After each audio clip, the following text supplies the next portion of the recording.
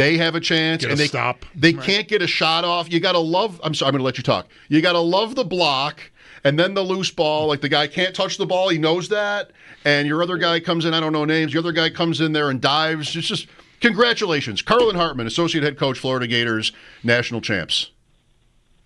I mean, so that 19 seconds was probably the longest of my career. I think everybody in the staff and players would say the same thing.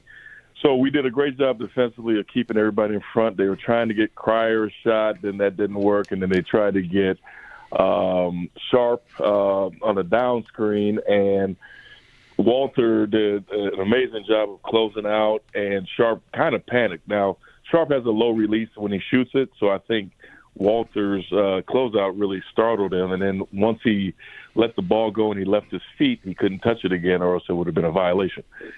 So the kid that you were thinking about that dove for the ball, Alex Condon, he's diving, and I'm just thinking to myself, like, hold on to the ball, hold on to the ball. We have the possession arrow. And then literally the next thing that happens is the buzzer goes off, and I'm like, oh, we won.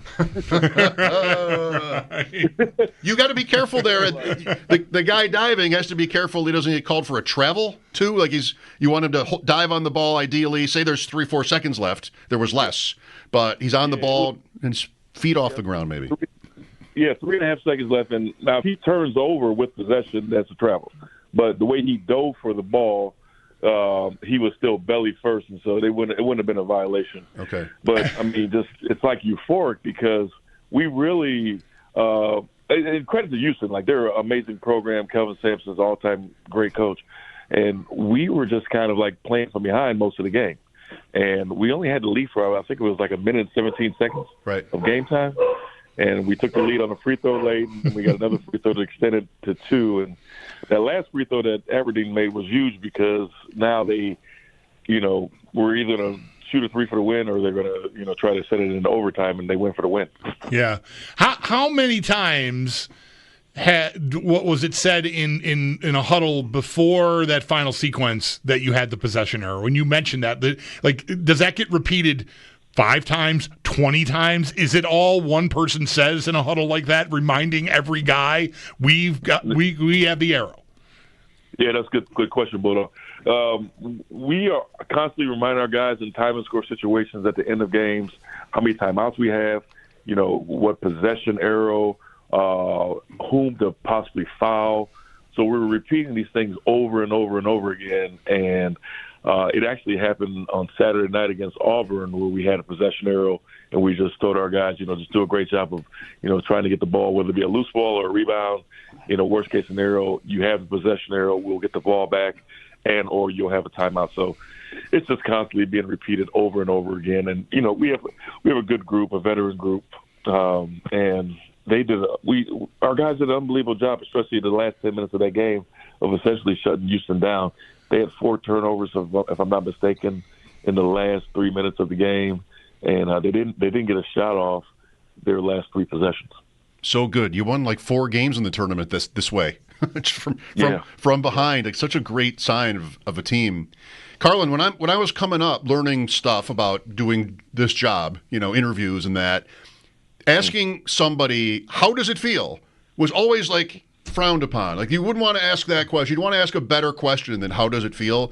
Yeah, I watch sports, constantly, of course. They never ask how does it feel. They always try so hard to ask something like too specific, in my opinion, or just kind of too esoteric. Yeah. We've overcorrected. How the pressure's on you. How does it feel to be a national champion? Incredible. Like, it's everything that you think it would be, and even then some. Like, we're just looking back at the highlights of our students on campus. Yeah. And in our arena, it's 11,000 seats, and they were all students, and it was packed. And to see their reaction was incredible. And like I said, you and I, we obviously text a lot, Mike, and you were looking at my reaction at the end of that game. Yes. The very first thing that I did, because I gave you my what I said vocabulary-wise, and I won't be on air. And I turned, and I looked at my family, and I was just like, "Oh my God, we won!" and I'm just looking at them, and they're in the stands, they're looking back at me, and it's such a euphoric thing because you started kind of like, and right now it's kind of starting to hit me. I'm finally at home. We had a really nice home. We had a nice welcoming from our student body, and other things will be happening, obviously, but whatever you can imagine, it's been some. And obviously, you and I have known each other for quite some time, Mike. I was a huge basketball fan, obviously growing up and watching all the Final Fours, seeing Michigan win when we were in high school, seeing, Duke get their first one, Indiana, all those, different programs. And to be a part of something like that on that particular stage, it's just truly remarkable. I remember, I got to think of the year here, just quickly, sitting at a lunch table with you and Cliff Scott one year, and it was like around the time of the brackets, and I think it was Todd Day's Arkansas team. Like, I was just a junkie for this stuff. I'm like, that's my team. And you guys are like, really? Like that? And I think I got it with Arkansas, but it doesn't matter. No, you did. They didn't win with Todd Day, but they ended up winning a little bit later on, with 40 minutes of hell. Right. That was like the building block. Those late 80 teams that were the building block for their championship run. I guessed right then on your reaction. You were just kind of barely in the shot with one of the camera angles from courtside, and I thought I saw you put your hands on your head and turn away, which is interesting because a lot of times everybody's going to just sort of jump. You have to jump up. At the final, you're sort of like down in a dugout on the bench there, and rush the players on the court or at the other end of the court. So I wondered if maybe your family was sitting on the other side because it did look like you turned and looked toward them, as it turns out. So cool. They were right there. They were right there, and we always have after every game, always point to them, whether win or loss or so forth, and that just just to see their reaction. And once they got on the court, then they got really real. So our guys were just going crazy, our coaches staff. Will said you have to do a good job, too, as a coach. Players, we don't really expect it, but, like, in a situation like that, you want to be respectful to the other team's coaches. So you have that quick reaction, and then you turn and you try to, be respectful for, the other opposing team. So I had to kind of get myself together after about, 5 or 6 seconds and turn around and go and shake the Houston coach's hands. And a lot of those guys I know very well. So, I was very considerate of their feelings. Yeah, good.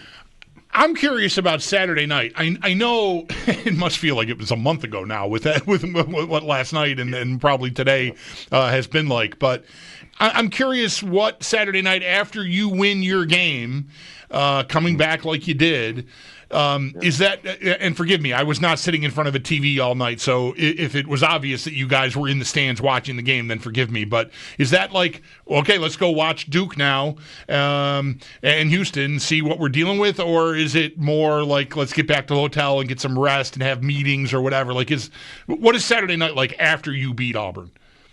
Great question. The latter. It's the latter because, those are long games. Like, in the regular season, you're literally probably playing for about 2 hours. When you get to the NCAA tournament and then you keep on advancing, the timeouts get a little bit longer, the half times get longer. Yep. And so we're out there, we're playing for like 2.5, maybe 2 hours and 45 minutes. So we don't even live scout. We could have stayed for the Duke game. We could have had an area where we're just watching them and, see what kind of calls we can pick up. But it's like, no, let's just get back. Let's just get to the hotel. Let's get off our feet and let's, get ourselves prepared and ready.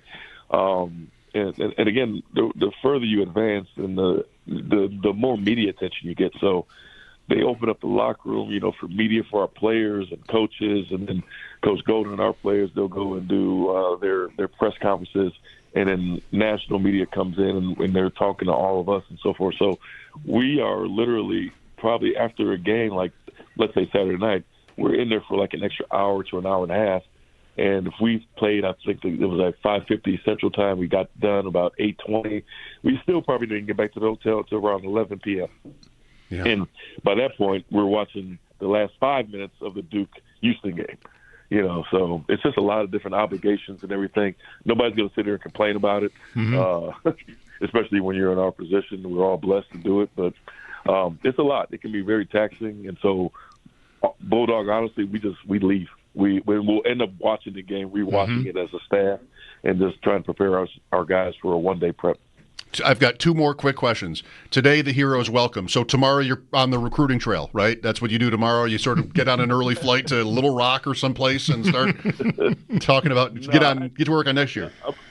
I'll be honest, I ain't going nowhere. I'm just being straight up. Like we will get on the phone with guys. This is a time where we're going to start talking to our current players, the guys that we want to come back, and then we obviously have some holes in the backcourt that we need to fill.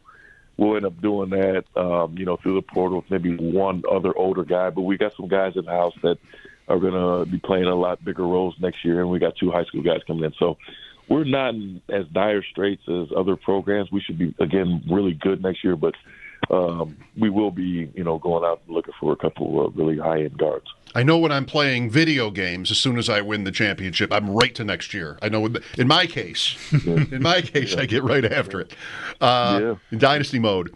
And you're being honored on the island in a couple of weeks. April 24th, you'll be up here for that. It's also the same night as the NFL draft, I believe, that first round. Wow. But that's exciting, right? I mean, especially now it's even better. Yeah, I guess I got a little bit more of a story to tell. Yeah, right. I've got to have a pretty good, life and everything, and I was going to talk about that, but now I can add on to it. So, it's just been a great ride, been a blessing. I've had a lot of different media outlets I've talked to from Buffalo and so forth, and I'm a proud Western New Yorker at the end of the day. I never am going to forget where I came from. I'm never going to, forget all the life lessons and so forth, my friends like yourself and everything. And, this journey is not just about me. It's, everybody. I try to include everybody as best as I possibly can. So I'm extremely excited about the honor at Grand Island, but also what we've done here at Florida. Well, we are really grateful to be included in this small way to talk to you here twice in a couple of weeks, especially after last night, Carlin. Really cool. Thanks, Bulldog. Appreciate you. Congrats again. We'll see each other in a couple of weeks.